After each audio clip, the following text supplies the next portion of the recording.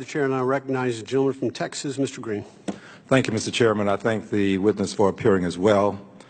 Mr. Carson, Mr. Secretary, Dr. Carson, sir, you have indicated that there will be substantial cuts to the budget that HUD has. Can you give me that dollar amount? I'm showing that it's about $6 billion. Is that correct? That's about right. Is that about 13% of the budget? Yes. And will these cuts, Mr. Carson, come from public housing, housing vouchers, community development block grants, and other aid to low-income persons? They come from a variety of sources, including... How much from public housing, Mr. Carson? Probably in the neighborhood of, if you combine all the programs, $2 to $3 billion. $2 to $3 billion. How much from housing vouchers, Mr. Carson? Rather than go through a quiz on all the numbers... It's not a quiz, Mr. Carson. I have the time to ask you questions about things that you should have some knowledge of. If you have no knowledge of them, you can simply say so. I'll accept it as an answer. But this is something that's within your bailiwick, my dear sir. How much from housing vouchers? Again, you know, I can give you that number, but... Well, if you would give it to me, I would greatly appreciate it, because I'd like to go on to community development block grants. Well, here's my point. I agree with you that it's difficult to do these things. That has little to do with my question. You're answering a question that I'm not asking, to be quite candid with you. So would you kindly tell me how much HUD how much you're going to cut from the HUD budget as it relates to housing vouchers? Now, if you don't know, it's okay to say you don't know, Mr. Carson. I don't hold you to things that you don't know.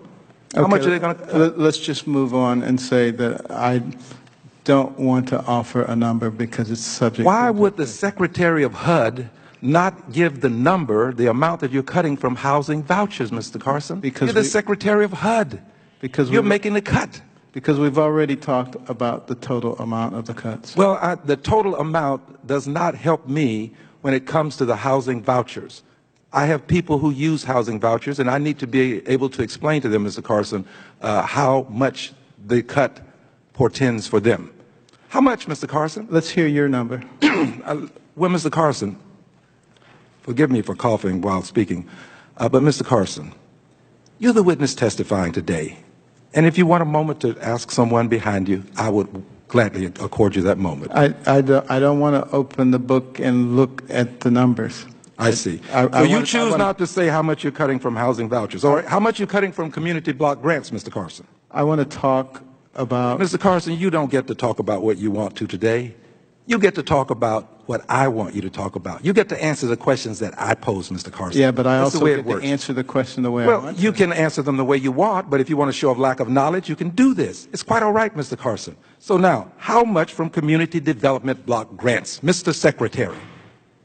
Again, I'm not willing to sit there and... So you don't know how much from community development block grants? I'm not going to go through the list, this much, this much, and this much. I think that... I'll move on, Mr. Carson. I accept your lack of knowledge.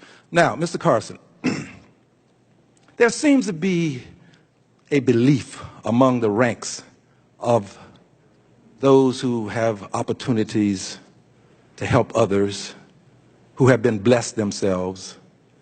They seem to think that the rich need more, that the poor can do more with less, but the rich will have to have more to do more.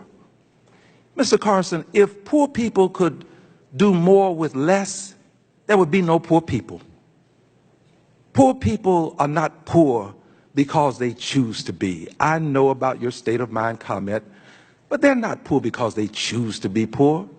Have you not noticed, just for edification purposes, and I'm sure that you're aware of it, but there may be people who are listening who are not.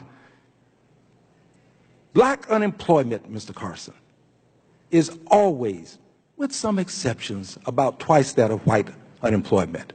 There are many reasons for this, but that fact has a lot to do with what people can do with money that they have and what they can't do with the money that they don't have.